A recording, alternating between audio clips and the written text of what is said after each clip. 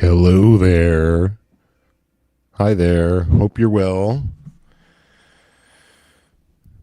Yeah, here back for talking about The Century of Self by Adam Curtis, a history of the public relations industry and advertising.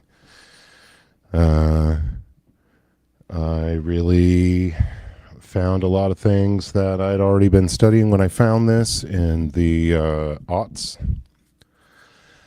And I was looking into the history of this from a few different angles, through Noam Chomsky,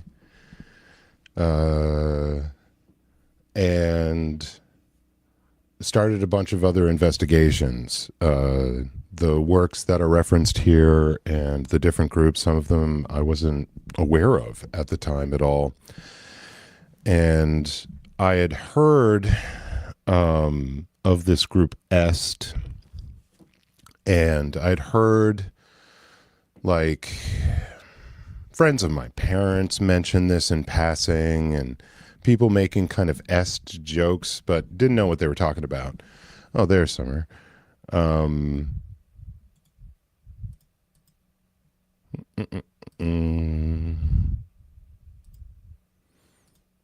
Bang. And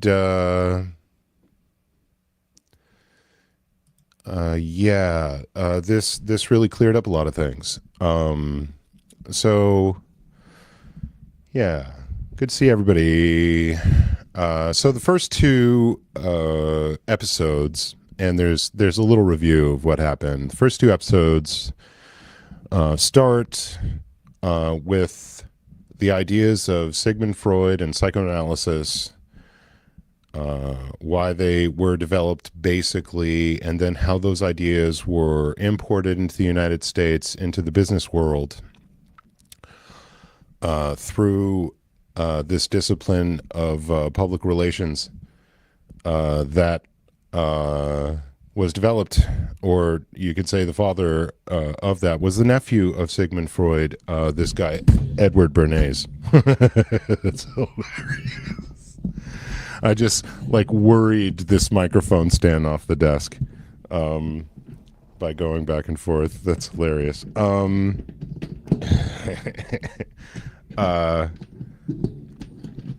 So yeah, Edward Bernays, author of the book Propaganda. There are PDFs out there. Sounds really good, though. Despite that, thanks. The mic sounds okay except when when I don't shove it off the desk. So Edward Bernays took the techniques of like the hidden desires that are discovered in like Freudian analysis that are subconsciously driving so much of our behavior, and utilizing those mechanisms within ourselves, those handles that we have out to the world, in order to manipulate them so as to have you have a positive feeling, or whatever it is that his clients wanted you to feel about their goods or services, so that they could better sell them to you.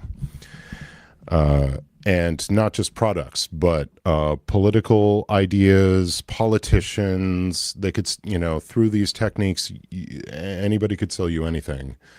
It's the same techniques. These sales techniques are the same things that are used by high control groups to convince you of very many things, by making these moral arguments, by playing upon your vanity, playing upon a bunch of innate senses that somebody might have, especially fear of the unknown, fear of not knowing what's going to happen next, fear of death, fear of not being accepted, from being ostracized from the group. And through those fears, if you can manipulate those ones, you've got people. If they believe your concept of eternity, and they believe your concept of right and wrong, and people believe your concept of what's proper, sexuality in the citizen and everything, you can form basically the furniture of their mind, and you've made like a rabbit warren that most people never escape. And so this is part of kind of the top-down system of control that the managers of our societies have been implementing upon us in a cynical way in order to direct us away from what they would say are our worst impulses. But generally, they're just trying to get what they want, whatever that might be.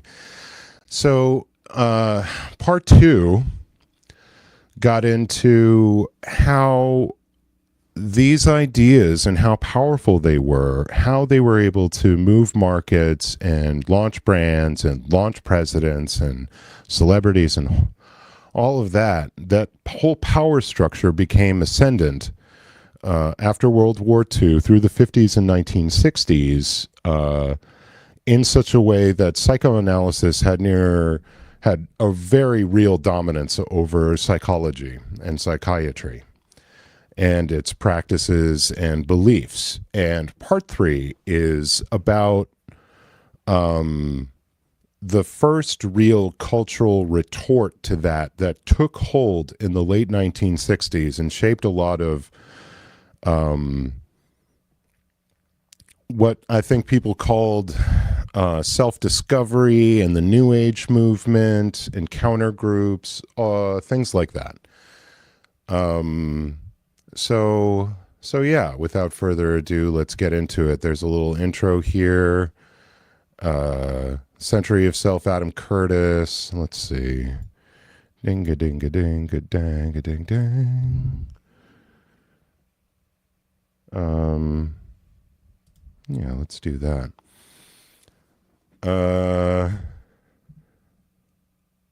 Yeah, this is for educational purposes. Trying to get the word out about these concepts through this medium. So here we go. Dang-a-dang. See if it works. Let me know if the sound's nice and balanced for you there. And please feel free to add your commentary. Definitely let me know what you think about these concepts, and we'll have a little discussion.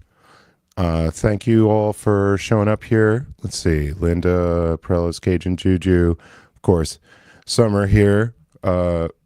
Newly minted with a ranch. And Doctor Who Heather. And Pearl Snappy holding it down as always. All right. Here we go. Freud's own house is certainly different from doing it in Riverdale back in New York. Oh, wow. I thought I queued it up correctly, but okay, here we go. Next week's episode will tell the story of the rise to power of the enemies of the Freud family. They believed that the way to build a better society was to let the self free. But what they didn't realize was that this idea of liberation would provide business and politics with yet another way to control the self. It's just another thing to sell you. Desires. You know, my father tells this story. I'm sorry. I mean, right off the bat, I'm going to pause it. Oh my God! It just that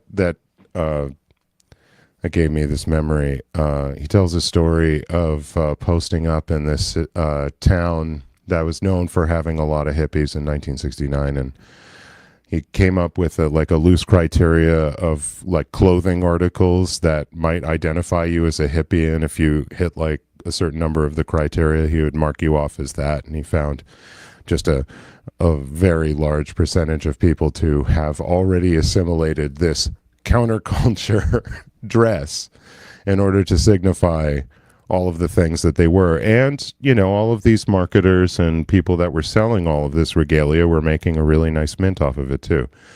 In the 90s, this became like, I don't know, all those hippie stores in the 80s and 90s that were selling the 80s back to you. I mean, the 60s back to you in the 80s and 90s. And then selling back to you the goth movement through Hot Topic, where you used to go to a consignment store for all that stuff. And whatever. Okay. Desires. Couldn't help myself. Don't settle for anything Tony less Robbins. than you can be. Make your life a masterpiece. This is a series about how Sigmund Freud's ideas about the unconscious mind have been used by those in power to control the masses in an age of democracy.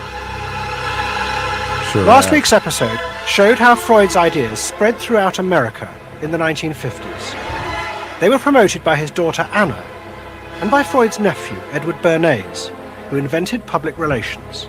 Not He flattering. brought Freud's theories into the heart of advertising and marketing. A man like you? I mean, with a car like this? What they both believed was that underneath all human beings was a hidden, irrational self, which needed to be controlled, both for the good of individuals and the stability of society.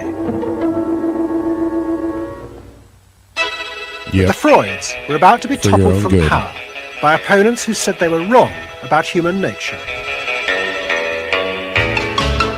The inner self did not need to be repressed and controlled. It should be encouraged to express itself. Go all the way. Out of this would come a new type of strong human being and a better society. But what in fact emerged from this revolution was the very opposite. An isolated, vulnerable, and above all greedy self, far more open to manipulation by both business and politics than anything that had gone before. Those in power would now control the self, not by repressing it, but by feeding its infinite desires.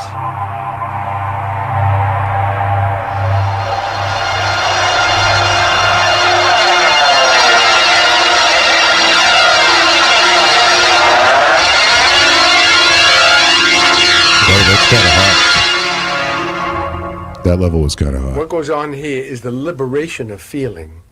In other words, feelings, not just memories, that have been suppressed. For example, screaming, crying, anger. You get a person who's really angry, and they're going to let it out.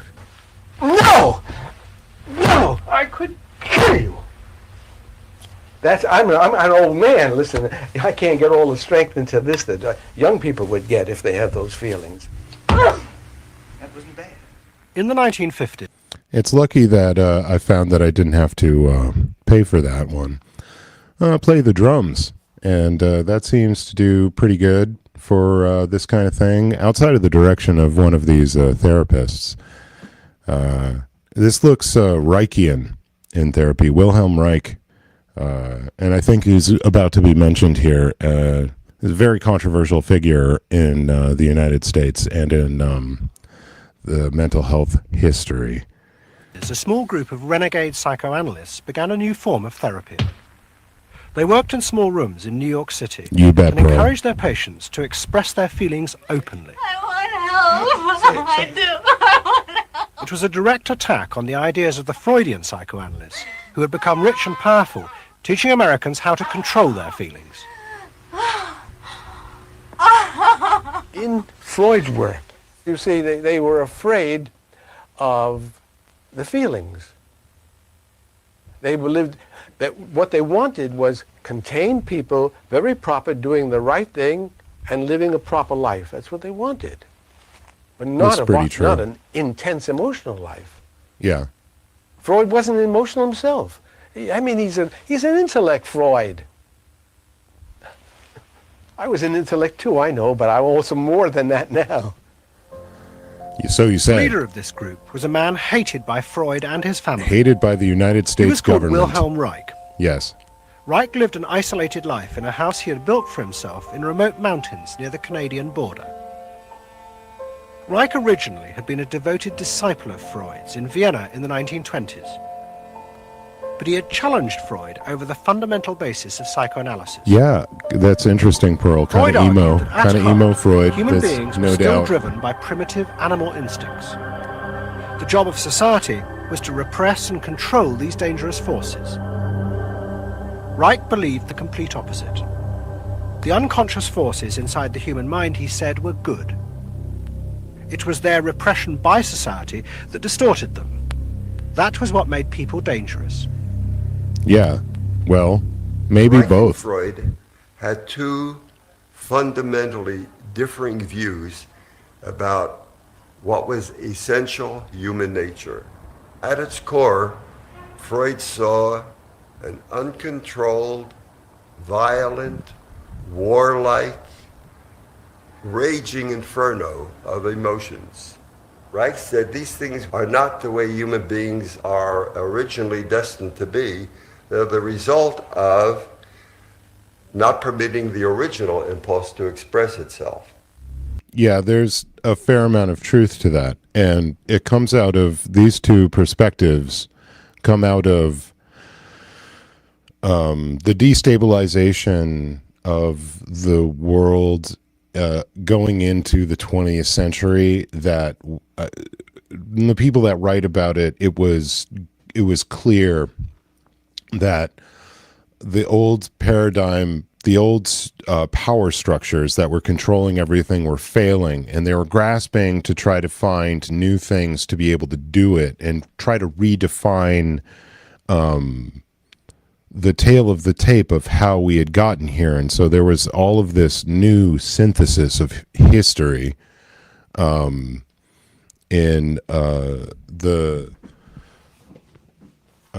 theosophy, which is trying to distill all of the arcane and occult and religious knowledge into a new religion, the different new mystery traditions and secret societies of the early 20th century, like the Order of the Golden Dawn, the work of people like Joseph Campbell, who are trying to distill all of the different myth cultures to find the similarities between them, to put down maybe the cultural divides between people and show how even in our basic telling of the story of human beings and civilization and the human experience, that we have this common language. There was all of this attempt to define things like this because things were getting so out of control, and the divide between the like Reichians and Freudians is a pretty good example of two different teams that were seeing the same destabilization from two different points of view and trying to engage in making a new structure around it. I think both failing in as much as they were unable to move out of their ideological frames to take in new information.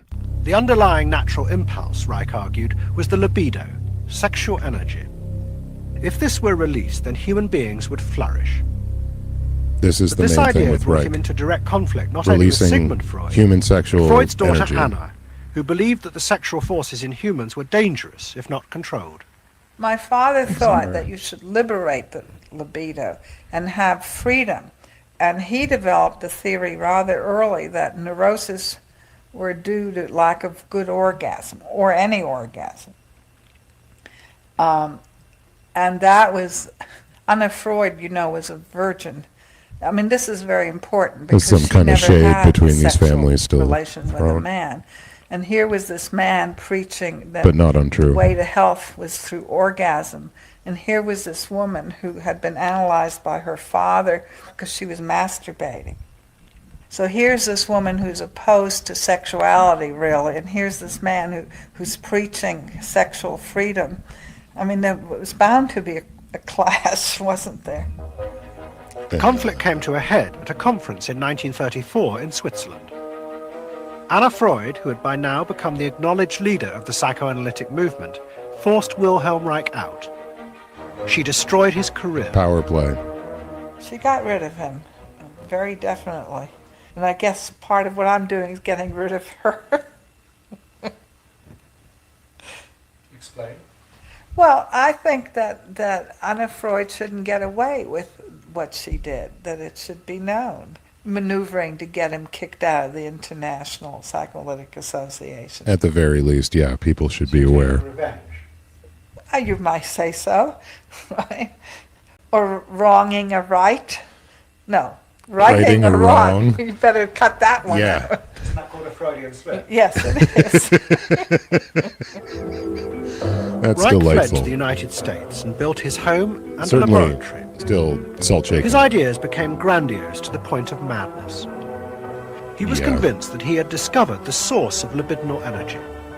He called it orgone energy, and Reich built a giant gun, which he said could capture this energy from the atmosphere and concentrate it onto clouds I to think produce it rain. involves crystals.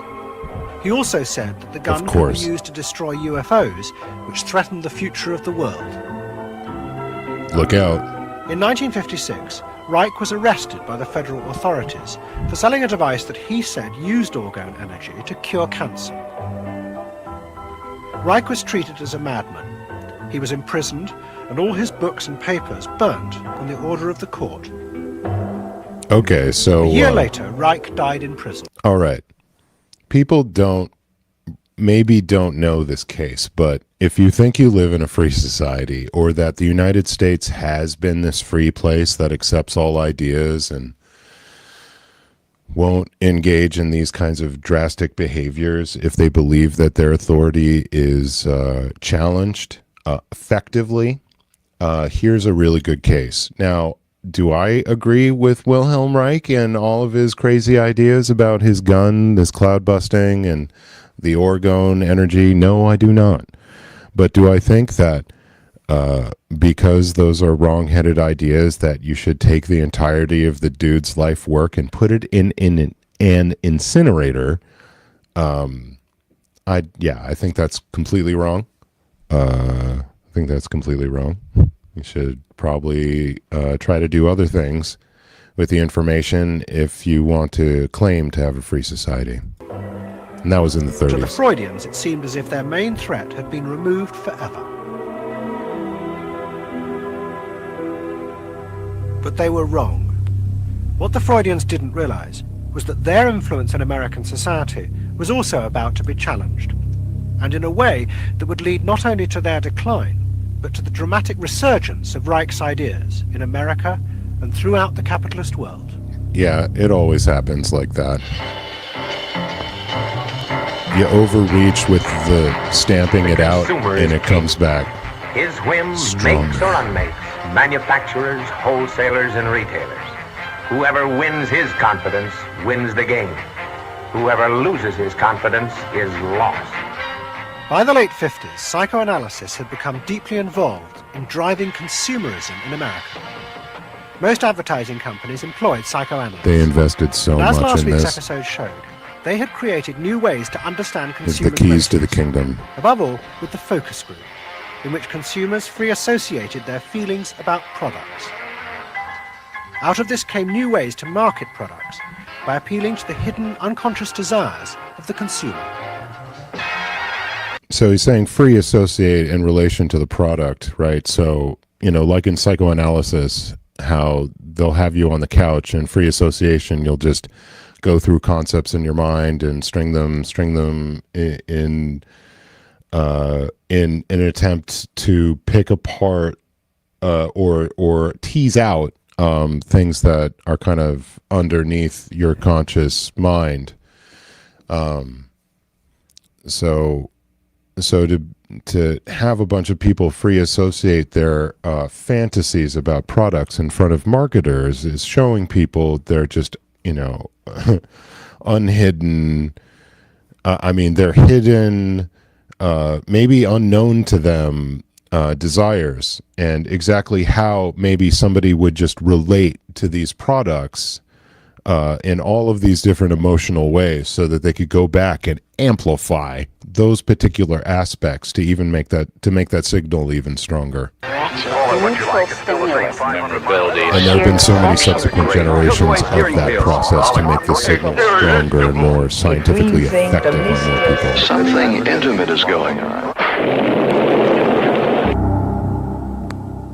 But in the early 60s, a new generation emerged who attacked this. They accused American business of using psychological techniques to manipulate people's feelings and turn them into ideal consumers. They sure did.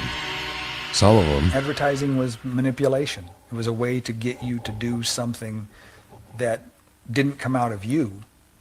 It came out of somebody else. Somebody else said, this year you should be wearing powder pink shirts. Yep. With matching powder pink buck shoes. Yep. And I said, why?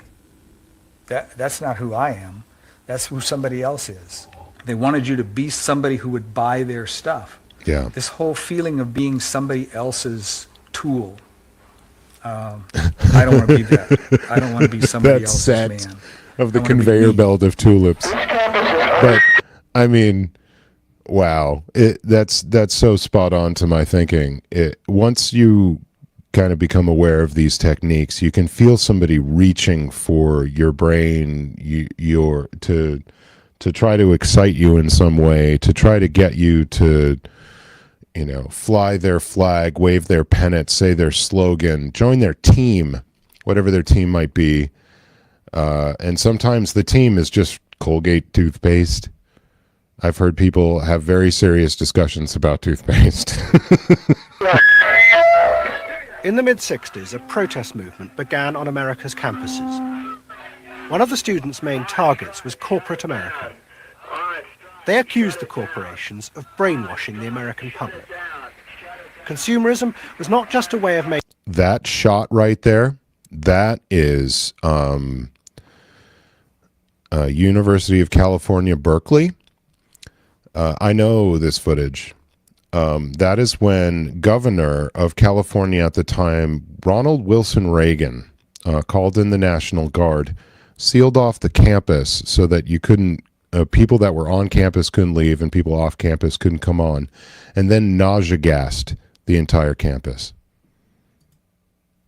Making money, it had become the means of keeping the masses docile, while allowing the government to pursue a violent and illegal war in Vietnam. The student's mentor was a famous radical philosopher called Herbert Marcuse.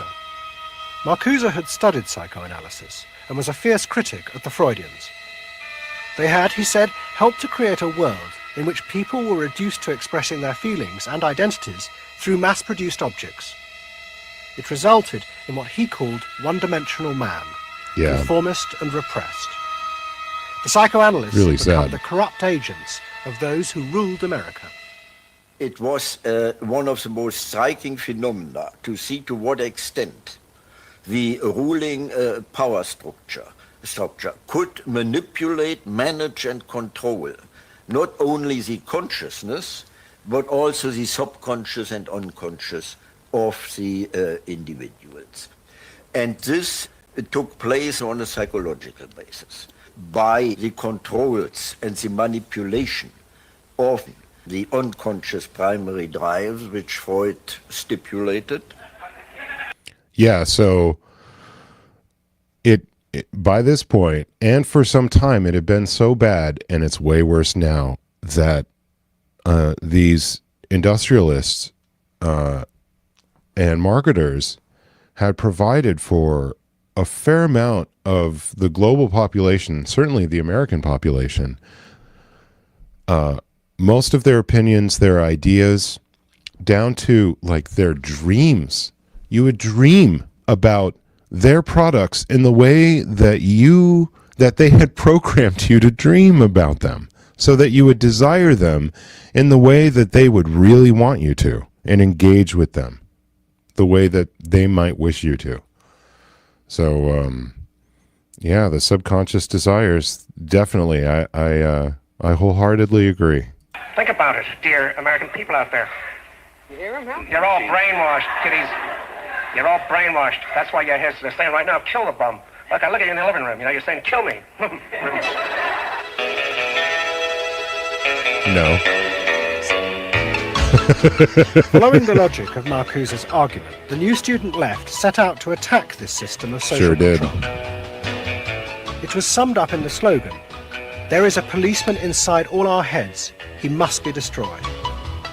And that policeman was going to be destroyed by overthrowing the state and the corporations that had put him there. One group, the Weathermen, began a series of bomb attacks on companies that they said both controlled people's minds through consumer products and made the weapons being used in Vietnam. Yep.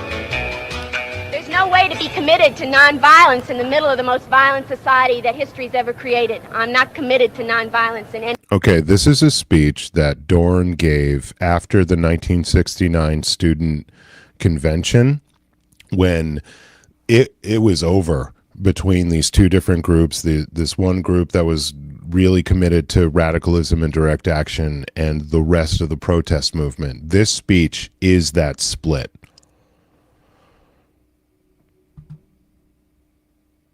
Being used in Vietnam. There's no way to be committed to nonviolence in the middle of the most violent society that history's ever created. I'm not committed to nonviolence in any way. We want to live a life that isn't based on materialistic values, and yet the whole system of government and the economy of America is based on profit, on personal greed and selfishness. So that in order to be human, in order to love each other and be equal with each other and not place each other in roles, we have to destroy the kind of government that keeps us from asserting our positive values of life. But the American state fought back violently. Oh, they sure did. At the Democratic Convention in Chicago in 1968, the police and the National Guard were unleashed to attack thousands of demonstrators. It was the start of a phase of ruthless repression of the new left in America.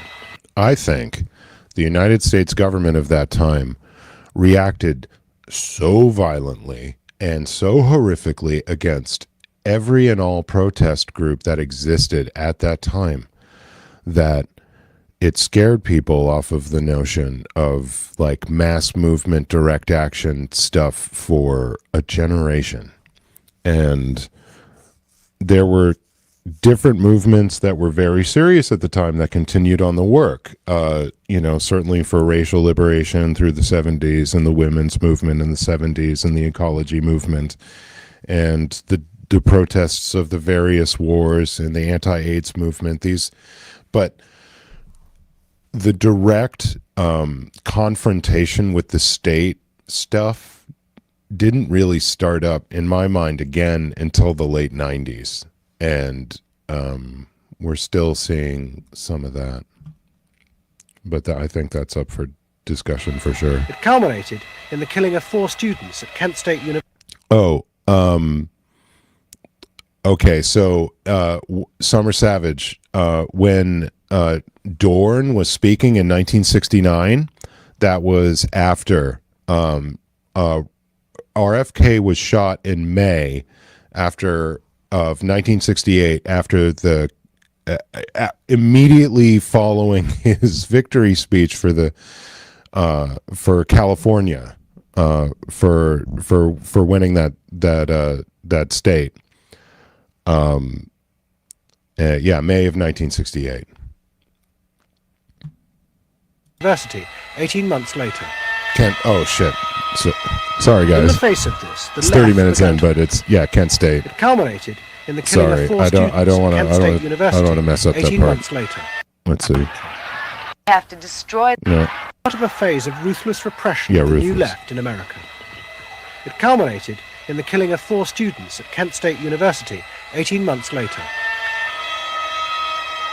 In the face of this, the left began to fall apart. We had met the force of the state. It was much bigger and stronger and more powerful than we realized. And at that point, what seemed to happen was that there was a change in tactics.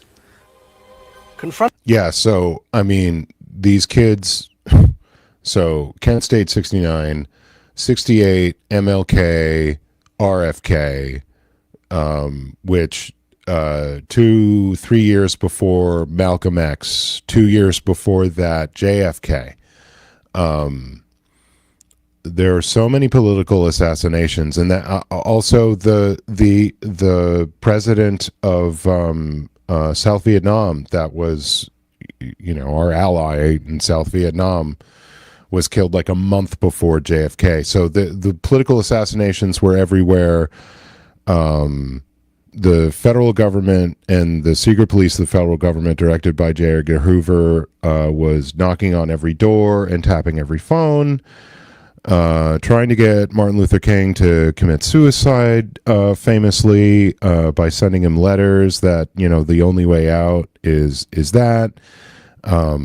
And so by 1968-69, the stakes were so high that it scared a lot of people off of the field. and everything changed. Haunted by this violent repression, many in the New Left began to turn to a new idea.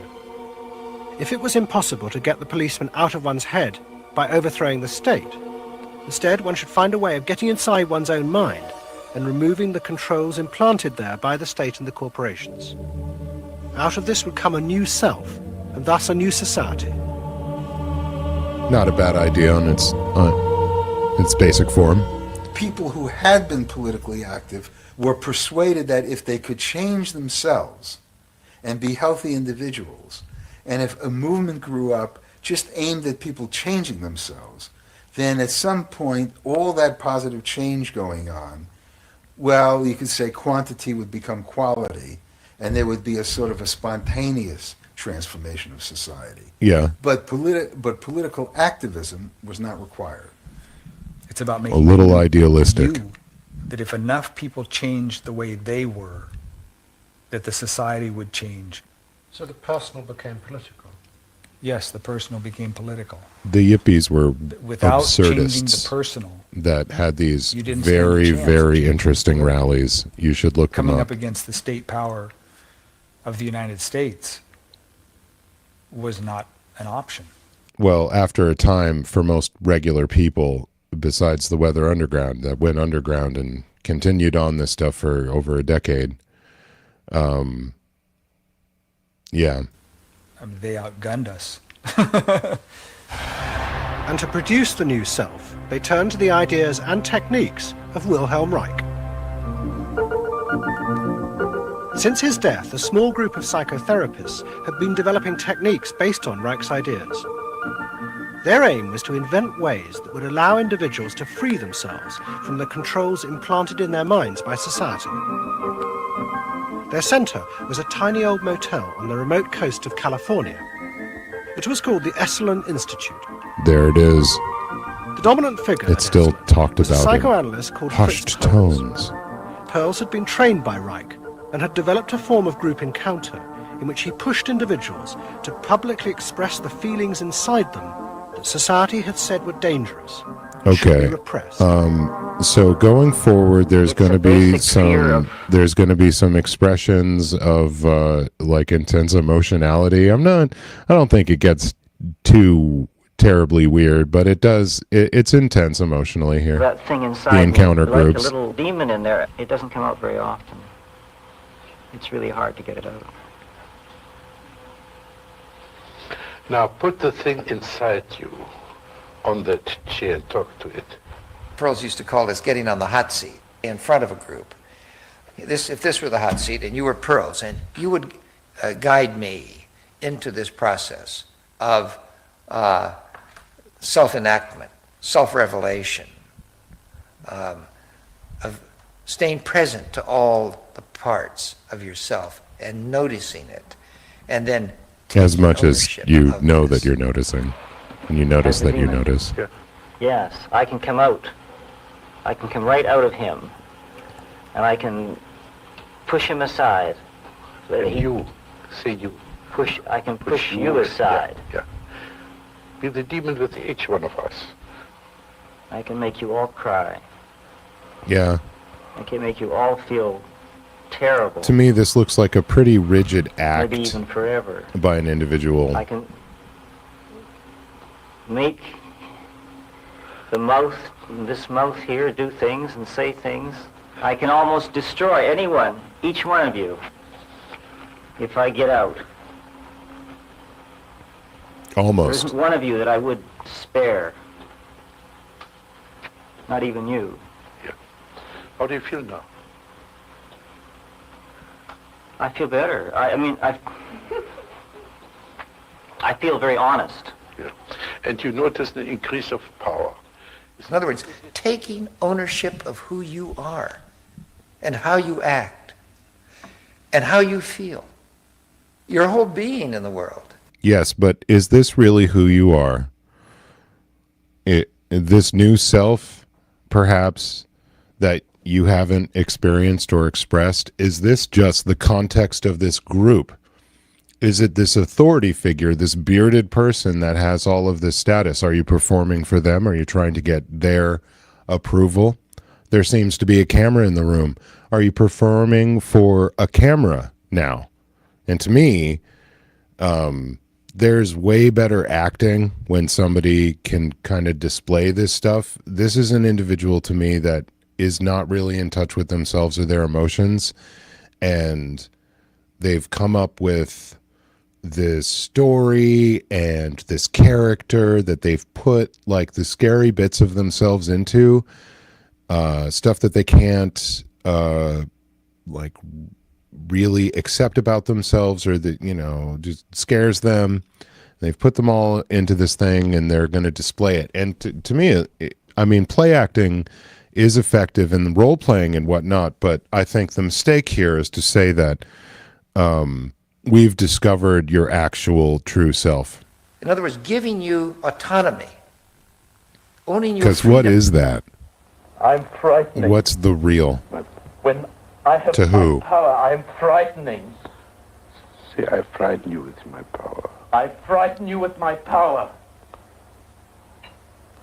Now, where do you feel the power? In your hands? In your muscles? Where else? Wake up! I want you do for me, God damn you! Okay. Stop it. You. It was not phony movement. That's what I wanted to do, and I did it. What Pearls and others working at Esalen believed was that they were creating ways that allowed individuals to express their true inner selves. I want them to applaud for me. Out of this, they believed, would come new autonomous beings free of social conditioning. To the left, defeated in the wake of Chicago, it was an enormously attractive idea. These techniques could be used to unleash a new, powerful self, strong enough to overthrow the old order. But what actually became true, as far as what I saw, are people that already had difficulty expressing themselves in a number of ways, becoming reliant upon a teaching, a practice, a school, a book, a guru, a yogi, to center themselves, to do all of these things, to answer all of the questions, and it's a gazillion-dollar business. That if any of these people were really honest with you, they'd not take your money and try to just give you some friendly advice. Most of the people that I know that, you know, are trying to do anything like this don't do it so commercially.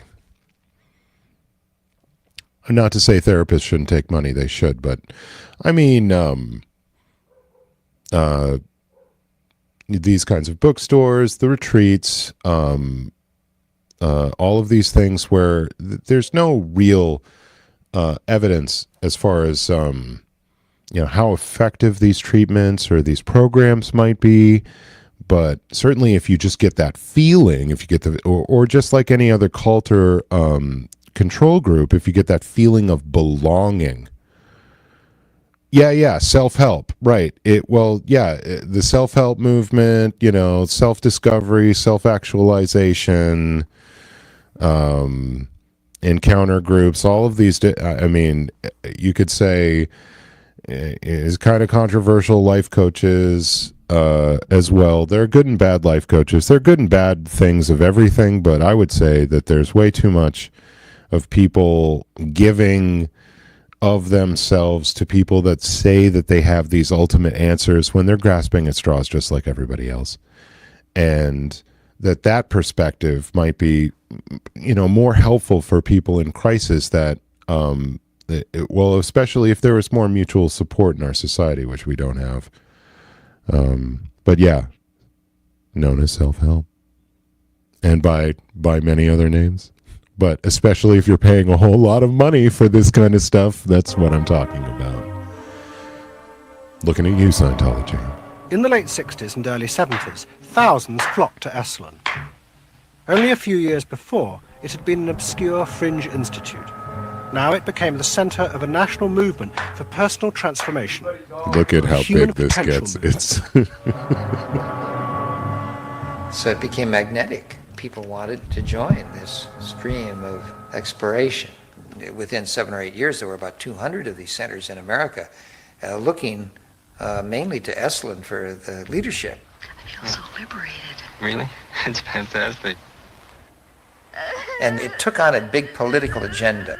You could not separate personal transformation from social transformation. The two go together. As the movement grew, the leaders of Esalen decided to try and use their techniques to solve social problems. This They is began with racism. famous, They and organised an I've seen it encounter in group for white and psychology black courses. I Both think groups would be encouraged to express their inner racist feelings, which had been instilled in them by society. yes. By doing this, they would transcend those feelings and encounter each other as individuals. I started a series of encounters called Racial Confrontation as Transcendental Experience. We thought that we wanted to get that kind of black-white confrontation so you could really get down to see what was between the two races, not by backing off and trying to be polite, but by going right into the belly of the beast. But they didn't know that there was a racial backlog. prejudice.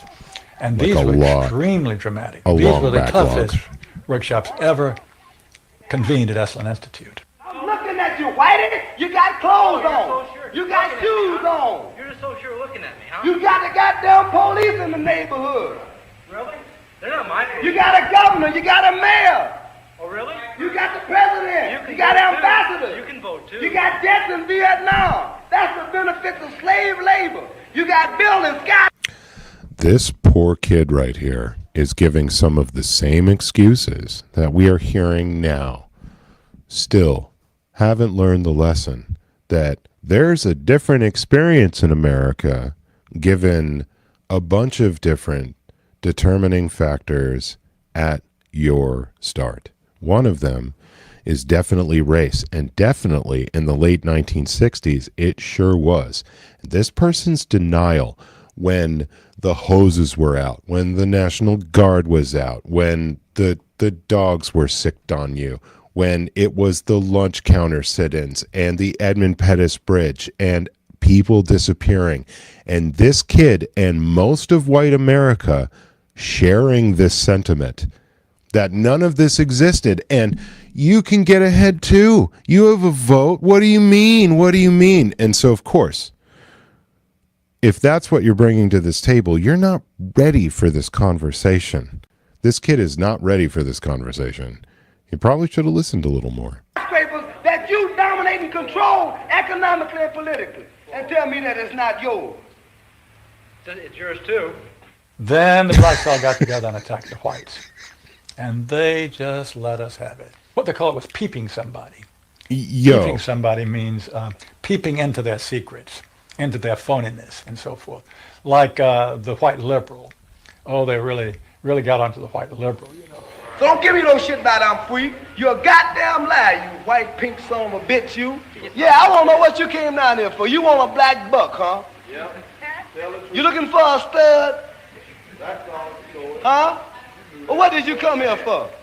You're sitting there with your legs all gap wide open, showing your drawers. Now, what'd you come here for? The black-white encounter groups were a disaster. The black radicals saw it as an insidious attempt to destroy their power. By trying to turn them into liberated individuals, Esalen was removing the one thing that gave them power and confidence in their struggle against racism, their collective identity as blacks. For my reason. For your reason. Now dig this. Your reason for being here is different from my reason. So the human potential movement turned to another social group who they believed would benefit from personal transformation. Well, and it also kind of glosses over right now, unless they go back into it, how these black radical movements were approached by a bunch of well-meaning, liberal, hippie, radical, all different stripes, you know, with good intentions. We're going to help you. We want to get into this fight with you. And as far as I read the history, when stuff got tough and the federal government came down hard on all of those folk and raided all of them and sent them up, you know, the Federal River, everybody went running, and they had no support anymore. Not from these kids, and not from anybody that looked like them. I could have that as a misapprehension. I don't think that I do, though. So that's one thing. After this period, I think a lot of these black radical movements were proven right, that they were right to be distrustful of these people and their motivations, because they actually did not have their community's interests in mind. They had kind of assuaging their guilt in mind, as far as I'm concerned. Nuns. And this time they were more successful. The Convent of the Immaculate Heart in Los Angeles was one of the largest seminaries in America. A group of radical psychotherapists approached the convent. They wanted to try out their techniques for personal liberation on individuals whose identities were defined by a series of external rules which they had deeply internalized. The convent, anxious to appear modern, agreed to the experiment. Oops. Yeah. And we did weekend encounter workshops for several hundred Immaculate Heart nuns. Nuns who were reserved, and they tended to be more reserved than other normal people, were told, don't be There's so a reason reserved. why they did never You're let them a do good this. person. You can afford to be who you really are. You don't need to play the role of a nun. You don't need to keep downcast eyes. And prudence is an oversold virtue. You're trying to assert yourself, trying to find out who you are, who you're becoming. At the same time, you're trying to live a life of dedication, of service, and you're trying to make all these things fit into who you are, and you're just, it's such a turmoil at times that you just blow a gasket and do silly, crazy things. Running around the orchard and stealing oranges and taking Cokes out of the refrigerator and crazy things. I felt like I was being a hypocrite, and I wanted people to respect me for what I was, not for what I was wearing. And so I'm glad for the change. You feel frightened, but you'll go on. Oh yeah, I'm scared to death, but it's worth it. The experiment began to transform the convent. The nuns voted to discard their habits in favor of ordinary clothes. They're getting Psychotherapists ideas. found they had awoken other forces. Solid. One of the things we unleashed was sexual energy. The kind of thing that the church had been very good at restraining was no longer to be restrained. One sister who was a member of the community, she got the idea that she could be freer than she had been before, and she seduced one of her classmates and then seduced the mistress of novices, who was an older woman, very reserved, and her program of freeing this older woman was sexual. That's enough She drove her anonymizing. to the store, and when they drove back and drove into the garage, she leaned over and gave her a big kiss on the lips. And thereafter, sister, who had perhaps never been kissed before, was ready for more. I'm sure. The effect of the experiment on the convent was cataclysmic. Within a year, 300 nuns, more than half the convent, petitioned the Vatican to be released from their vows. And 6 months later, the convent closed its doors. All that was left was a small group of nuns, but they had become radical lesbian nuns. The rest gave up the religious life. That's what happens. They did, yeah, they became persons. I'd say that's a much By the more late 60s, effective the idea of experiment. self-exploration was spreading rapidly in America. Encounter groups became the center of what was seen as a radical alternative culture based on the development of the self, free of a corrupt capitalist culture. Free to be you and me. We want the freedom to be ourselves, and that's for love, for experience, positive way of life. We don't say that you're wrong. We just want to be free to be what we want to be, or what we find ourselves to be. Free to be as we you and me. continue to search ourselves. And it was beginning to have a serious effect on corporate America, because these new selves were not behaving as predictable consumers. But they soon The would. life insurance industry in particular was concerned that fewer and fewer college students were buying life insurance when they left university. They asked Daniel Yankelovich, America's leading market researcher, to investigate. He had studied psychoanalysis. The life insurance business, more than any other business at the time, was built on the Protestant ethic. You only bought life insurance if you were a person who sacrificed for the future. Yep. If you lived in the present, you had no What do you need need for it? life Yeah. insurance. Seriously. So they had some sense that maybe the sort of core values of the Protestant ethic were being challenged by some of these new values that were beginning to appear. Yeah. Eat, And I drink, was and really be merry, astonished for at what I tomorrow found. we may die.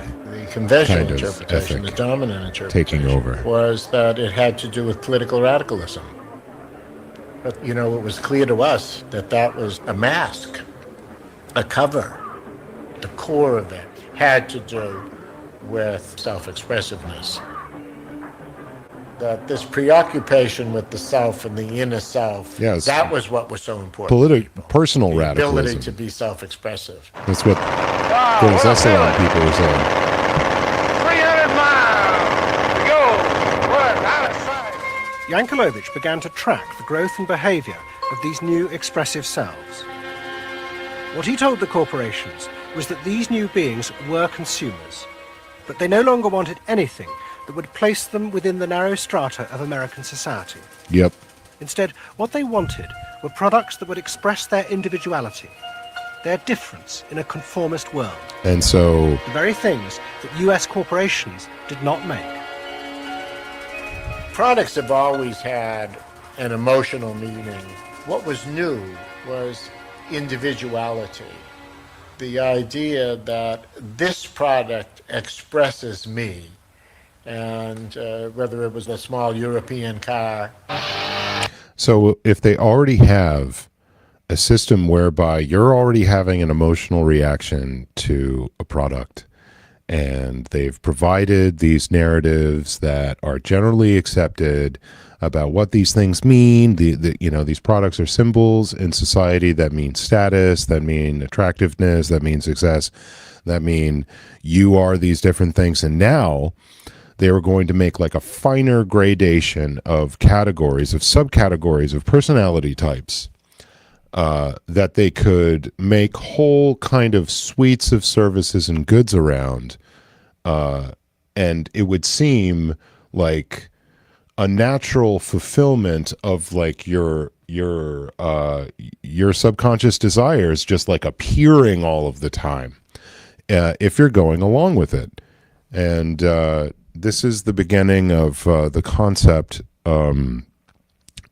in this industry of lifestyles, of branding things through lifestyle categories. The particular music system, Relaxing. your presentation of self, your clothing. For immediate energy from our muscles and relaxing.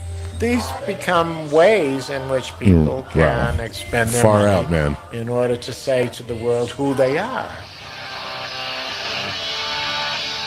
But the manufacturers, they had no idea of what was going on, really, with consumers and in the market at large. Major advertising companies set up what they called operating groups to try and work out how to appeal to these new individuals. The head of one agency sent a memo to all staff. We must conform, he told them, to the new non-conformists. We must listen to the music of Bobby Dylan and go to the theatre more. But the problem was, few of the self-expressive individuals would take part in focus groups. So this was like Mad Men era, were left to their own devices. the Mad Men trying to figure out how to market to the hippies. Makes you dance, it's a way out of sight. They ended up hiring hippies, by the way, because look at this dude. It's crispy and it's crunchy and it tastes so neat. He does not get it. That's what I'm saying. Here's a folk rock with more rock than folk. Yeah, a folk rock There was an even more folk serious thing. problem. To make products for people who wanted to express themselves, It's like out of a mighty mean wind. creating variety. But the systems of mass production that had been developed in America were only profitable if they made large numbers of the same objects. This had fitted perfectly with the limited range of desires of a conformist society. Yep. The expressive self threatened this whole system of manufacture. What are And you the going to threat was do? about to grow rapidly. You're going to have to modernize manufacturing. Because an entrepreneur had invented a way of mass producing this new independent self. Yeah, here we go. This is how big it gets. It's crazy. He was called Werner Erhard. Yes, Some of the stuff Werner. that we traditionally think of as being in your mind is actually in the world. You guys still out there? Let me know what you're thinking. Erhard had invented a system called EST, Erhard Seminar Training. Hundreds of people came for weekend sessions to be taught how to be themselves.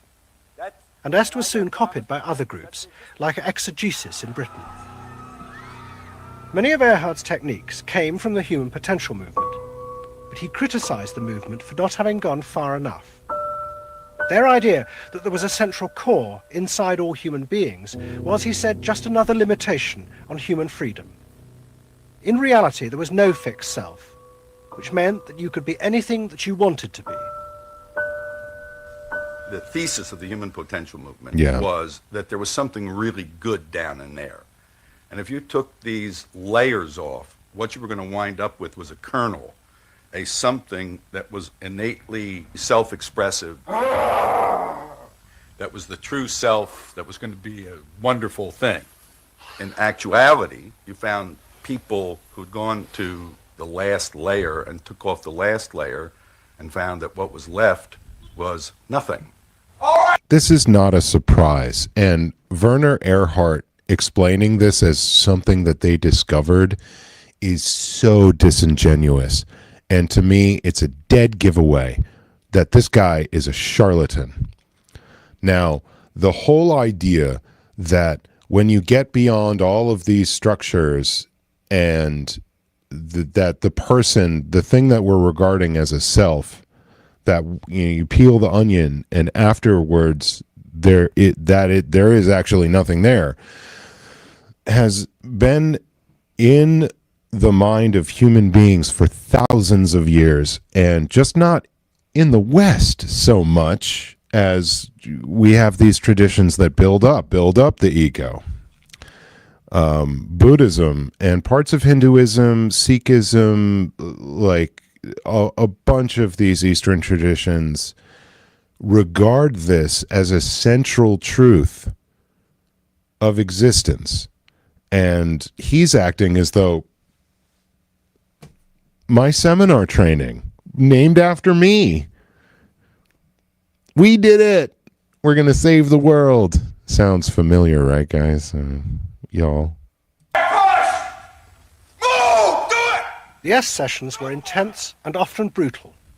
The participants signed contracts agreeing not to leave and to allow the trainers to do anything they thought necessary to break down their socially constructed identities. You're gonna get sandwiched in there. Go for it, win!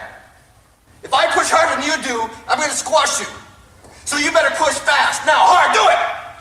That's it, do it, again! Push, good, good, good! Again!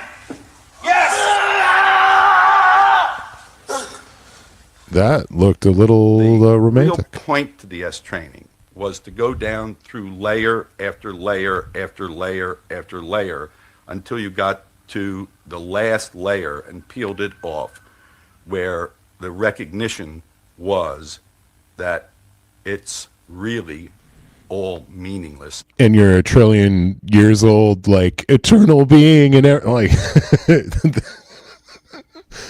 it's so close. It's so close to Scientology and a bunch of other things. It's just so close. And if you believe this guy and that their methodology has discovered something very unique, and they've given you this thing that you couldn't possibly have given yourself, and you have this totally new identity by their making, maybe you will never stop believing in anything that they put out or say. And I mean, people got really hooked on this stuff. I think this guy's really rich. And empty.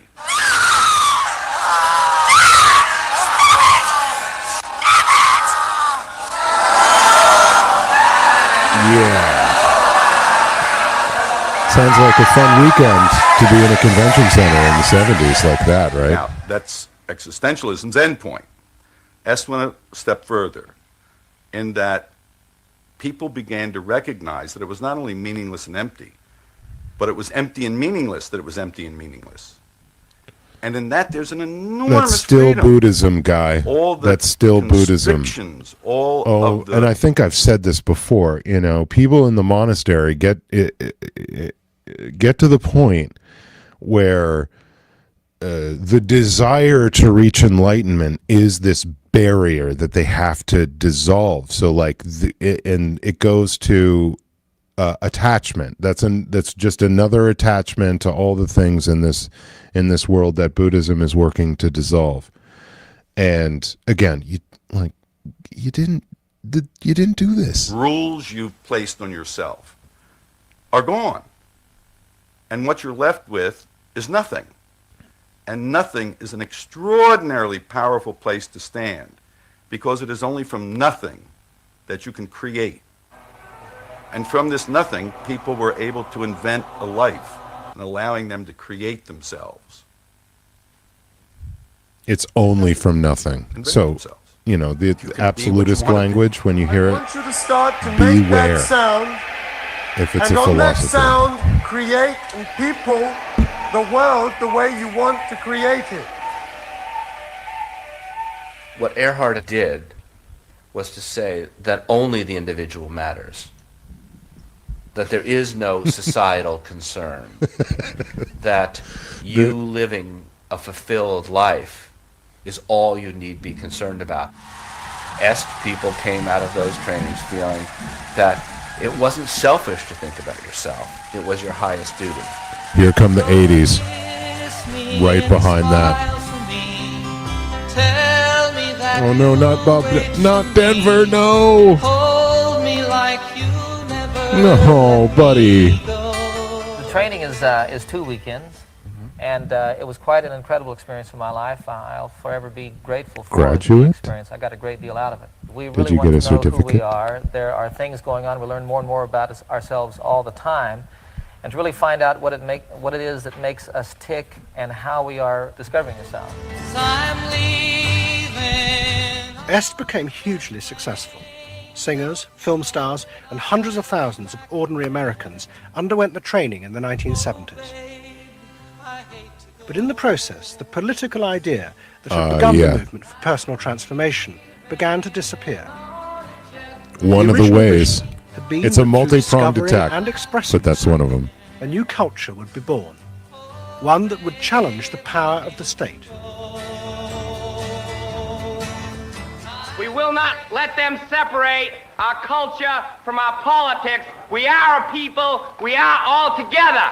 But what was now emerging was the idea that people could be happy simply within themselves, and that changing society was irrelevant. One of the proponents of this was Jerry Rubin. In 1968, Rubin, as leader of the Yippies, had led the march on Chicago, but now he had undergone S training. I was willing to die, and I had a martyr complex in a sense. I think we all did. And I've given up that ideal of sacrifice. And I'm not as overwhelmingly moved by injustice as I was. And now we reincarnated ourselves from within. Jerry was electrified by it. And totally replaced. You could see by it. He looked this always like lifestyle. sweaty. and then the desire to become deeper and deeper into the self. By now, a grandiose sense of the self. Oh, sorry, y'all. my, I good didn't. friend, There's some and, mild nudity here. musician I'm probably going to get messed up for that. Definitely Damn it, moved you in that European direction. style documentary. And I think he was buying into It's a the British big person, notion the that he BBC. could be happy and fully self-developed on his own. Socialism in one person. Yes. Was he alone in that trajectory? Although that, of course, is capitalism. That's the whole joke. Yeah, so Pearl, definitely. I think Pearl can confirm a lot of things from that vantage point, as it seems a lot of the plans of what we are experiencing that seem so out of sorts and out of hand were just the general topics back there. A very, very, very interesting story that I'm still learning from all the time and is, I think, invaluable in these times. I think it's funny. I think it's funny because people spend so much of their life being bedeviled by their past and being locked into their past and being limited by their past. And there's an enormous freedom from that, letting people create themselves. Est was only the most vivid and intense expression of an idea that was spreading rapidly through all strata of Encounter American group society. again. Books and television programs promoted the idea Yeah, that wow, I one's forgot first about duty this part. was to be oneself. And those monitoring this ship But were I astonished mean, at the speed suburban with which homes in the idea was 70s, spreading. Jesus, it In got real permissive. 1970, it was a small percentage of the total population, maybe 3 to 5%. By 1980, it had spread to the vast majority of the public, up to 80%. You asked the question, how do you get self-actualized? Everybody, You take this all the day talk and you say, shows, all the when time. I shave every morning, I look in that mirror, I say to myself, I really say this, I say, nobody is going to ruin this day for you, Wayne Dyer, nobody. That this preoccupation with the self and the inner self traveled and spread throughout the society. in Where's the Tony Robbins? 1970s. It helped me to stop living in the past and start building from today and using my experiences in a positive way to be a better person today and tomorrow. But then the problem comes, well, how do you be self-expressive? And it was at this point that American capitalism decided it was going to step in and help these Absolutely. new individuals to express themselves. And in the process, make a lot of money. The first thing they were going to do was to find a way of getting inside their heads, to discover what these new beings wanted in order to be themselves. Yeah, and they This would came tell not you. from Madison Avenue, but from one of the most powerful scientific research institutes in America. Stanford Research Institute in California worked for corporations and government. It had done much of the early work on computers Yep. and was also working for the Department of Defense on what would become the Star Wars project.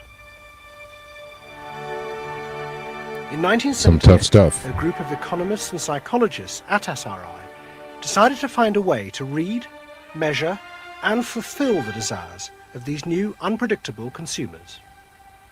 The idea was to create a rigorous tool for measuring a whole range of desires, wishes, values. Okay. I've known a few folk like this of this generation that did psychological and psychiatric work. This individual seems really twisted by the ideas that they put forward and how they manipulated people. I find people in these positions to be so terribly compromised. That prior to that time had been kind of overlooked. They say in business, what gets measured gets done.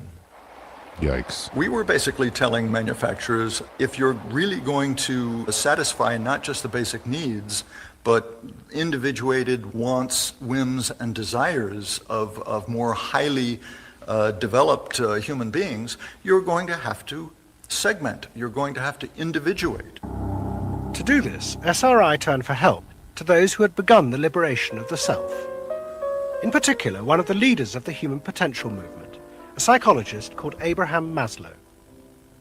Through observing the work Hierarchy of places like needs. Esalen, Maslow had Maslow. invented a new system of psychological types. He called it the hierarchy of needs, and it described the different emotional stages that people went through as they liberated their feelings. At the top was self-actualization. This was the point at which individuals became completely self-directed and free of society. The team at SRI thought that Maslow's hierarchy might form the basis for a new way to categorize society, not by social class, but by different psychological desires and drives. To test this, they designed a huge questionnaire with hundreds of questions about how people saw themselves, their inner values. Like The a questions were personality designed to see test. whether people fitted into Maslow's categories. We were trying to find out what people really felt like. So we asked these really penetrating questions And we hired a company that administers surveys, you know, to do them. They said they've never seen anything like it. Usually you have to send out a postcard 6 weeks and then another postcard, and then you got to call cracked the open people, the you know, egg. to get the return People rates really want up. to talk about this We stuff. had an 86% return, and they only sent out one postcard. People love Yes, it filling is. out this questionnaire. We got several questionnaires back with a note attached saying, do you have any other questionnaires I could fill out? Because we were asking people to think about things that they had never thought about before, and they liked thinking about them.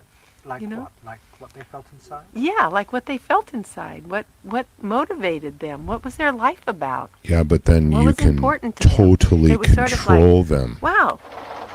The answers were then analysed by computer. And they don't revealed they don't there were even underlying feel it patterns in the happening. way And so people felt like about the way people relate to the things that are sold to them, they think it's them. And that's for me, that's what's horrifying. That I know that these arguments and these notions, these opinions, these preferences are artificially produced for purposes that are not our own. And then they become people's identities. And if you don't ever stop to ask, where are all these ideas coming from, and you think that they're theirs, these people will fill all of your consciousness with their clients' wishes. And there's nothing in our education system that prepares you for that either. Which fitted Maslow's categories. And at the top of the hierarchy were a large and growing group which cut across all social classes. The SRI team called them the inner directives. These were people who felt they were not defined by their place in society, but by the choices they made themselves. But what SRI discovered was that these people could be defined by the different patterns of behavior through which they chose to express themselves. Yeah, we're not. Self-expression was not infinite. Yeah, we're not It fell into unique little identifiable slim types. snowflakes. Archetypes The for SRI team personality. invented a new term for it, lifestyles. They had managed to categorize the new individualism. They called their system values and lifestyles, VALS for short. Gross. At the forefront of this change are three new VALS groups we call inner directive. These are people for whom personal satisfaction is more important than status or money. They tend to be self-expressive, complex, and individualistic.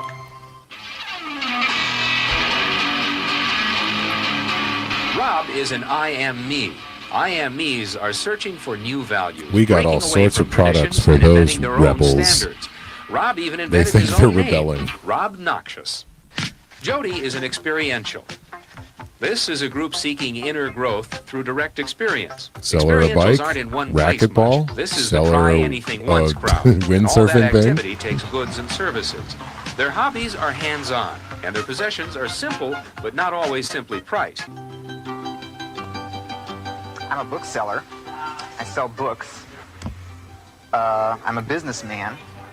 That doesn't necessarily mean that I believe in capitalism. It just happens to be what I'm doing now. SRI What's created the a simplified difference? questionnaire with just 30 key questions. Anyone who answered them could be immediately fitted into a dozen or so of these new groups. What you do It allowed might be businesses to some of identify what you which are. groups were buying their products, and from that, how the goods could be marketed, so they became powerful emblems of those groups' inner values and lifestyles. It was the beginning of lifestyle marketing. So it allowed people not just to look at people as demographics, group of age and income and whatever, but to really understand the underlying motivations. I mean, most of marketing was looking at people's actions and trying to figure out what to do. But what we were doing is we were trying to look more into people's underlying values so that we could predict what is their lifestyle, what kind of house do they live in, what This kind of car poor do they drive. specialist. So the corporations were then able to sell things to them by understanding them, by having labels, by knowing what these people look like, where they live, what their lifestyles are. And you might think you're very If a clever new doing product that. expressed a particular group's values, it would be I bought call by it them. evil. This is what made the values and lifestyle system so powerful. Its ability to predict what new products self-actualizers would choose. And this power was about to be demonstrated dramatically. VALS would show it could predict not just the products they would buy, but the politicians they were going to choose to elect. Ladies and gentlemen, the next president of the United States This of America, president Ronald represents the culmination In 1980, of this Ronald Reagan ran project for president. right He and here. his advisors were convinced they could win on a program of a new individualism. It would be an attack on 50 years of government interference in people's lives. I wrote a speech about let the people make the basic decisions, get judges out of the way, get bureaucrats out of the way, get centralized government out of the way. I gave Reagan a choice of several titles for the speech, and the one he picked was let the people rule. Let the people regain rule. Regain. Yeah. Well, I don't know. John Hinckley, you mean? Yeah, interesting episode, right? So I believe that happened in March of 1981. Pretty early, right? So very early days for any Reagan administration. And, you know, his vice president and he had a very kind of contentious and cantankerous primary between them. And, you know, the whole economic program, you know, the Arthur Laffer bullshit that George H.W. Bush called voodoo economics. That's where that phrase came from. They were very much differing in how they saw everything and how they were going to govern. And also, George H.W. Bush had just recently been the director of the Central Intelligence Agency. And it's interesting to me that within months of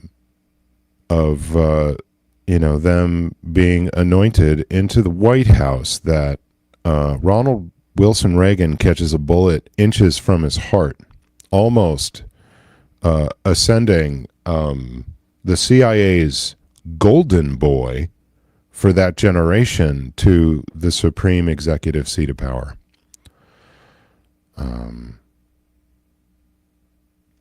Interesting. Yeah, the Laffer curve, absolutely. It's completely nonsensical. It's interesting. I'd be interested to know the specifics of those arguments that they put forward, because it's hard for me to imagine anybody making sense of that. Control over their own destiny away from a remote elite in Washington. I would like to think that the kind of leadership that I would exercise in Washington is not the kind of leadership that I would pretend that I can solve all the problems I've been discussing here, but that together, you and I can. I would like to take the lead in taking government off the backs of the American people and turning you loose to do what I know you can do. Total lie. It was radical. Moderate Republicans thought it was suicide. Jimmy Carter called it ridiculous. The press was extremely negative. But the odd thing is that it polled very well in New Hampshire, which was the first primary state, the state that we had to win. What was odd was that there seemed to be a strange mosaic of support for Reagan's policies. The traditional pollsters could see no coherent pattern across class, age, or gender. But those who had designed the values and lifestyle system believed that they knew why. They were testing their system in both America and Britain. And they were sure did, and Reagan's that's how and they Mrs. presented Thatcher's it. message Get what's about yours individual now. would appeal And to the group I at got the top mine, of their Jack. hierarchy, Screw the you. inner-directeds, because it fitted with the way they saw themselves. They were really concerned about being individuals, being individualistic.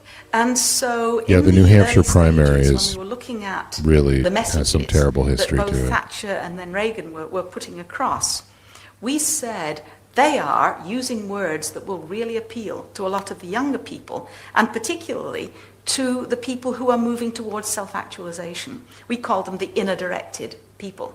Yep. A lot of They our already colleagues had said, their number. that's absolutely ridiculous, because inner-directeds are very socially aware, very socially concerned. So they think. They'll never vote Conservative, or they'll never vote for the Republicans. But we said, if Thatcher and Reagan continue to appeal to them in this way, they really will. And I vision leadership in taking government off your backs and turning you loose to do what you can do so well. Thank you very much. Except The I'll idea cause a that the major new recession in my self-actualizing first 2 individuals years, but would choose a whatever. politician And I'll from have the to right, reverse not all the my left, tax policies. seemed extraordinary. But to test their prediction, the Values and Lifestyles team did a survey of voting intentions, and they correlated it with their new psychological categories. When we said in our surveys, who are you going to vote for? Sure enough, it was the inner directeds who said that they would vote for Thatcher and for Reagan. Yep. And they made the difference in those elections. So these so-called, self-actualizing and may have regarded themselves as hippies were convinced by this idea of like a new day in government and self-actualization in government that they would give over their reason to who had just been abusing them through the National Guard as governor of California in 1968. One of the worst criminals of that period is Ronald Reagan. And this began the era, to me, of the baby boomer generation voting against their own and especially their children and grandchildren's best interests, starting in the Reagan era, and didn't ever give up. Because of their voting for Thatcher and Reagan. And it really surprised our colleagues, even within my own organisation. It really showed the power of this approach, because it's very difficult to identify inner directives. And they did it again with Trump. They did the same trick. Voted for Thatcher The and Reagan, these same, inner directives, he's a came from radical, any he's walk going of to change life. everything trick. It's really hardly correlated with social class. With a bunch of people that thought they had, I mean, if you just go along and look at age, sex, social class, we're self-individualized. You would never pick them up. But if you really go along with a questionnaire And the against Trumpers their weren't values, picked up. then you can identify them very easily. Yep. And that was new. And that was completely new. Yeah.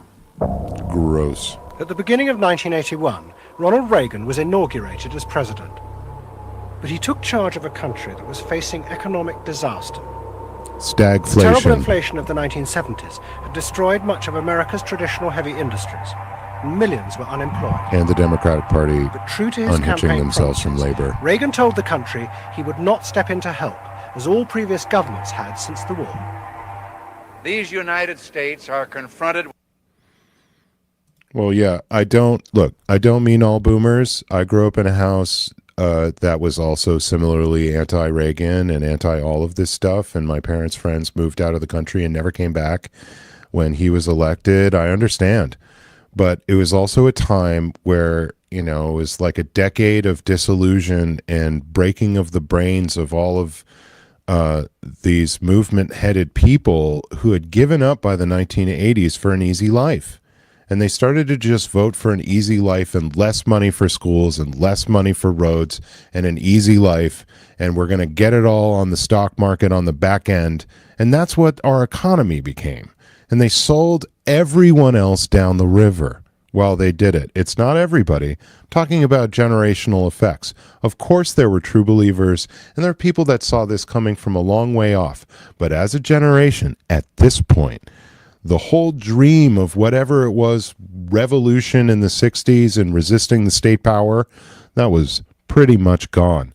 And the people that I knew that were still on the field were regarded as crazy, right? Like, family members of mine that were still activists that were throwing themselves in front of the bulldozers who were going to build the new nuclear power plants or build the new military base in their backyard. They were regarded as crazy. They were the last people on the field who were still doing the damn thing, right? And everybody else was like, hey, man, don't waste your time. Like, the state's going to do what the state's going to do, and I got mine, Jack, and, that's what it became. And, I saw it firsthand. I saw it in a bunch of places, and, I don't think I'm crazy. I do hear a bunch of boomers speak up when I start to talk like this and start to defend themselves. And I'm like, look, If I'm not talking about you, I'm not talking about you. Did you vote for less school funding? Did you vote for all of these things? Were you supportive of that or not? Like, do you understand that your generation was, and that for all of this time, since 1980, for 50 years almost, has most of America and people that regard themselves as liberal vote against their children's, and their grandchildren's best interests, in my opinion. With an economic affliction of great proportions. Sold out is right. We suffer from the longest and one of the worst sustained inflations in our national history. Idle industries have cast workers into unemployment, human misery, and personal indignity. In this present crisis, government is not the solution to our problem. Government is the problem. So that I can get my corporate buddies in there. That's all that they wanted. But by the new groups that the market researchers had identified, the self-actualizing individuals. They were about to become the motor for what would be called the new economy. You can be what you want to be. So regarding V8, what do you really want? A tasty product that's good for me. What do you want that for? One technique is that we ask people the same question over and over and over again, and we say, what do you want? What do you really want? What do you want that for? And they start to talk about it, and they kind of get intimate with what's going on. What we're doing with that technique interrogation is unpeeling the technique. onion. You want to think of a person kind of having layers and layers and layers of protection and thoughts and Let's behaviors break all and the beliefs. We want to protection get to down. that center core. Let's get to the In the nougat. wake of the invention of values and lifestyles, a vast industry of psychological market research grew I'm up. sorry. And the old technique of the focus group, invented by the Didn't Freudian mean to do that. psychoanalysts in the 50s, was used in a new and powerful way. The original aim of the focus group had been to find ways to entice people to buy a limited range of mass-produced goods. But now Yeah. focus groups were used in a different way to explore I mean, the inner I've seen a feelings of fair lifestyle amount groups. of interviews of marketers and researchers who are doing this work and generating this information for these companies. And yeah, they're soldiers in the trenches fighting, for these companies that they, completely believe in and live and die by. While they are making the drill to drill into your head where they can place their patented funnel for their clients' ideas to be very easily inserted into you. And they do it as though like it's any other freaking job. Hey, I get a paycheck. That's America. This is how we do business around here. If you agree with things like that, you can sign up for fucking anything and doing the worst stuff to anybody. Hey, this is just how things go. I remember at the Ideal Org opening in Chicago, one of the security guards that was minding us there in that public alley that they were about to trespass us out of, I was asking this individual, look, you can do any other job. You could go, protect other folk. You could work with another company that doesn't sign up for stuff like this. And he goes to me, he's like, I protect sexual assaulters and murderers and all these people. I'm like, well, it's just another job. And I'm like, dude, well, you don't have to do that. You have a freaking choice. There are other things to do. If you're stuck in some job where you're doing people over generally, that's like your company's somewhat rapacious and doesn't care about their clients. They're charging too much for something. They're overselling. Like if you're in a sales job where you're upselling people where they don't have any money, stuff like this, you're signing up to do bad things for people, against people, right? And to take your little bit. And like all of this, all of advertising, all of like the public relations, and what the main myth and narrative of society is encouraging you to engage in all of this like inhuman activity. And so that arrogance like Gordon Gekko's speech, she's just like resonating with Gordon Gekko right there, basically. Thank you for mentioning that. And out of that, invent whole new ranges of products, which would allow those groups to express what they felt was their individuality. And the generation who had once rebelled against the conformity imposed by consumerism now embraced it, because it helped them to be themselves. Me too. I'm glad you're not What there anymore. capitalism managed to do that was brilliant was to actually create products that people like me would be interested in, that people like Jerry Rubin would be interested in. Yeah, the yip. This is a Capitalism yippee. Developed a whole industry. It worked on me. Worked at on Jerry developing Rubin. products that evoked a larger sense. Who wouldn't it work on? That seemed to agree with us that the self was infinite, that you could be anything you wanted to be, that took our philosophy and agreed with it, and then created products that supposedly helped you, aids, that helped you be this limitless self. Yeah. The product sells you a way of life. Ooh, that tie-dye Converse. Ooh. The product Ooh. sells you values. You dress this way, you live in a house like this, you have furniture like this, you use this computer. I'm a Mac person. Do you have the regular jeans or? I'm a this. Has a lot in denim, in silks, and in cotton. You eat in these restaurants, there are values there. Hipness, coolness. This is not, I repeat, not a marketing scheme. So the notion that Phil Knight is an buy evil an man. identity replaced the original movement notion that you were perfectly free to create an identity. And you were perfectly free to change the world and make the world anything you wanted it to be. Well, what I wear is a statement. All hat. And this no vast cattle. range of new desires fitted perfectly with changes in industrial production. Computers now allowed manufacturers to economically produce short runs of consumer goods. The A old revolution restrictions in of mass production manufacturing. disappeared, as did the worry that had bedeviled corporate America ever since mass production had been invented, that they would produce too many goods. With the new self, consumer desire seemed to have no limit.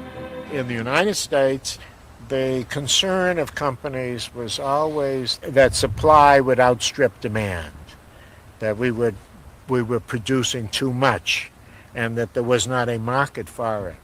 You don't hear that kind of talk anymore, because you've gone from a conception of a market of limited needs, and if you fill them, they're filled, to a market of unlimited, ever-changing needs, dominated totally. by self-expressiveness. That products you could and be anything. services can satisfy in an endless variety of ways, and ways that change all the time. Well, say they're asking people what their needs are right here, and they're trying to figure out what's in the human mind, and that's also what these large information companies and social media is all about. Is about they're basically using all of those platforms as the world's largest conceived focus group like this in order to get out of you the most intimate, private details of all of your choices, all of your preferences, everything that you might say or do in reaction to just about any stimulus that would be presented to you within certain contexts, so that they can all predict what you're going to do next, what you might buy, what you might like. But what if they are telling you, which was the strong narrative in the first part of the 20th century here in this analysis, that these companies told you what was good, what they would tell you, this is success, this is acceptance, this is power, this is status in this product, right? And so if they can feed you what your desires are, right, and you don't even know that they've programmed you with these dreams, and then infinitely satisfy them, and you believe that these are yours, you'll never see the bars of the cage that you're in. You'll never see it. You'll never resist this system, because you believe that it's infinitely gratifying all of your unchecked desires, as it might do, when in fact it's a system, well, I mean, as in my opinion and in the opinion of this documentarian, a system of enslavement. And consequently, economies have unlimited horizons. Out of this explosion of desire came what seemed a never-ending consumer boom, that regenerated the American economy. The original idea had been that the liberation of the self would create new kinds of people, free of social constraint. That radical change had happened. But while the new beings felt liberated, they had become increasingly dependent for their identity on business. The corporations had realized that it was in their interests to encourage people to feel that they were unique individuals and to offer them ways to express that individuality. We're all individuals. The world in which people felt they were rebelling against conformity was not a threat to business, but its greatest opportunity. Sure was. It was, in a sense, the triumph of the self. It was the triumph of a certain self-indulgence, a view that he didn't stay around for much of the second term. They didn't like him after a time. Was appropriately viewed through the lens of personal satisfaction. Indeed, the ultimate ending point of that logic is that there is no society. There is only a bunch of individual people making individual choices to promote their own individual well-being.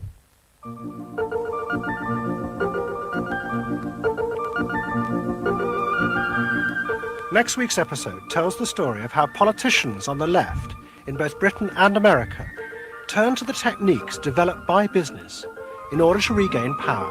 The neoliberals. But what they didn't realize is that what had worked for business Gross. would undermine the very basis of their political beliefs. They would Well, find they didn't have themselves those trapped by the greedy desires of the new self. Oh, baby. Yes. Yeah, not a very big fan of either of those people. I think they sold us all downriver, and there isn't, like, in those countries, they both, as political figures, destroyed the difference between the left and the right by making so many concessions to public opinion and to unchecked desires that any actual principled statement coming out of either of those parties didn't land anymore because they had, by that time, compromised themselves so much. By the end of the 1990s, I mean, what Bill Clinton had done to the New Deal was to completely dismantle it and to make it such that we were almost certainly going to face all of the horrors that we've faced over the past 25 years economically and through control. So, yeah, no, agreed. And very, very stimulating discussion. Oregon Valley Girl as well. Thank you very much. Thank you very much, Pearl Snappy as well. You've made this episode an exciting discussion over these ideas. This is exactly what I wanted to what I wanted to do, what I'm looking to achieve on whatever scale, is to just have these discussions, to go over these ideas. I think they're the most important ideas, some of the most important ideas that are going around. Like, if you understand these things, there's so many different basic traps in the information space out there that you can avoid. If you're not aware that people are trying to pick every little pocket of your brain this way, play upon your vanity, upon whatever constellation of preferences that you think you have that makes up a personality, and that you are a target market. Whoever you are, you think you're beyond these tricks, you're not. I'm not, and nobody is. The people who invent these things all fall for them in different ways. They all admit it. So, yeah, the repealing of Glass-Steagall, absolutely. Yes, that's right. And all of those protections, the deregulation of the radio markets, which led to the deregulation of the television markets, which destroyed both industries and threw them into top-down and very narrow corporate control in very short order, in a number of, like, a handful of years. Both industries completely changed shape. And most of the public didn't notice, other than maybe the service was slightly different and maybe not as interesting. But again, if you've systematically de-educated the population by not educating them, by failing to engage them, by failing to teach them about their own government, the history of their own government, and how to make a logical argument and be critical, how to organize information for yourself. These things fell along the wayside to whatever it is that they're trying to educate people with nowadays, which unfortunately is going towards roteness, and in methods of instruction and test taking that are proven to have the lowest time period of information retention. So even when you have successes, what you're measuring is a style of information retention that is just plainly not useful for people on the long term. It's a style of instruction that you'll be able to pass the test, but within a couple months, the main concepts and your ability to be conversant in them will be just about gone for the majority of people. So in that space, you know, no wonder people are more and more subject to these forces and are being pulled hither and yon with very little information. And nowadays, with a total, as I describe it, a fascist authoritarian government, these things are going to be so much more amplified. And if you can't parse out information in an information space where the zone is being intentionally flooded with so many different messages and so many differing ones that most people just give up. They just give up the process. This is not fruitful. You know, they don't believe they can get anywhere. They think it's out of their control. Who can I really trust? And if you don't have the tools to be able to work through these things, or you think this is just the world and you don't understand the mechanisms that are driving them, which are, you know, all of this moneyed interests and interests for control over portions of the public mind and physically of our existence. I am terrified by what's going on in the world and in the nation that I'm living in right now.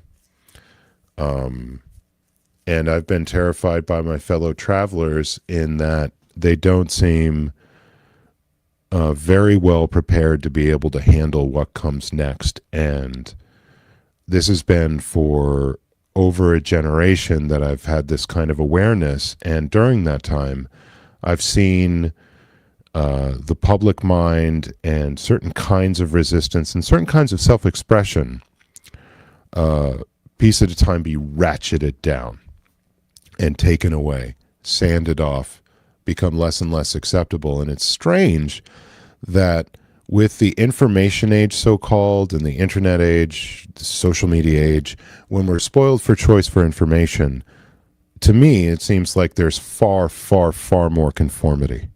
People aping the image of the image of the image out there until everything looks and sounds the same, down to, you know, you've got the same background, same well-lit background with like high contrast color stuff on shelves. You know, every single YouTube video, every single, you know, the ones that are successful, using the same cadences of speech, using the same phrases. Yeah, it's the same with music. The hook more often during the song now, and increasing, front loaded. You hear the chorus at the very beginning and at the end and in the middle. So the songs are mostly chorus. The part that people remember and that they'll sing along with, and that gives them that dopamine hit. This is what's been being served up more and more and being inserted more and more. So like we're getting more of the sugar high and the filler. It's all Twinkie filler, and you can't survive on that stuff, right? Your mind will detangle. It will degrade. It will degenerate. If you don't feed it And I find most of what people are feeding themselves on is the like cultural and intellectual equivalent of Doritos, back when they put Olestra in it. And I know everybody wants to have their life, and I know everybody wants to have their brain and have their little bit of peace and everything. But the thing is that as far as I'm concerned, the wish for these things has become so unreasonable that, I mean, people want their little world and for everything to go away. And while that occurs, it's the right wingification and the militarization of most of the West has happened. A fascist takeover of the most powerful nation in the history of the world has happened. An ecological disaster, global ecological disaster, is all around us with every biological system in decline. Because people want to believe that life is just, it's not like that. They think that they can't do anything about it, and so it's frustrating even to consider it. And some people get so backed into a corner this way that if you mention any of these issues in front of them, they have like a physical reaction. So we've all been trained in a number of ways. Me too. I have so many distractions that keep me away from positive action in the world. Oh my God, I'm infected with these things. And those things, all of our, petty concerns and whatnot become more important than things that will like really feed our lives, things that we can be like really proud of. I know every time I've stepped out onto the street for positive action, for change, for a social cause that I believe in, I'm made a better person by doing it. And I can look at myself with more self-respect and be more upstanding each and every time I do that. And when I'm keeping myself from engaging this way, it's the opposite occurs. These are my thoughts. It might sound like condemnations of a bunch of different ways of life, but I'm part of all of that too. I'm part of each and every one of those criticisms. I engage in the turning away, as David Gilmour may have phrased it in the late 1980s. On the turning away from the pale and downtrodden and the words they say which we won't understand. Don't accept that what's happening is just a case of all the suffering, or you'll find that you're joining in the turning away. And with that, I will say speech over.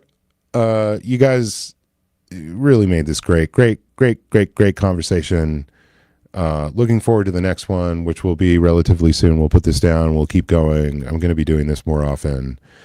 Love to y'all. Take care of yourself. Tend your little bit of the garden how you see fit. Looking forward to next time. Be good.